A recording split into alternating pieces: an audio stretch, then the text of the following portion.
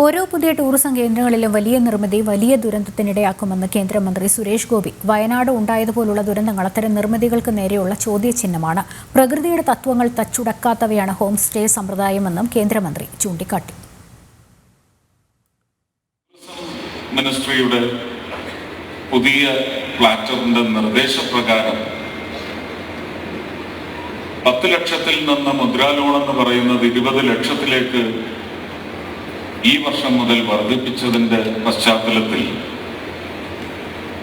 ഓരോ പുതിയ ടൂറിസം ഡെസ്റ്റിനേഷനിലും വലിയ സമുച്ചയങ്ങൾ എന്ന് പറയുന്നത് ഒരുപക്ഷെ പാരിസ്ഥിതികമായ പ്രശ്നങ്ങൾക്ക് അപകടം വർദ്ധിപ്പിക്കുന്ന തരത്തിൽ ഒരുപക്ഷെ വയനാട് പോലെയുള്ള പ്രദേശങ്ങളിലെയൊക്കെ massive violations in the name of environmental violations in the name of construction or infrastructure.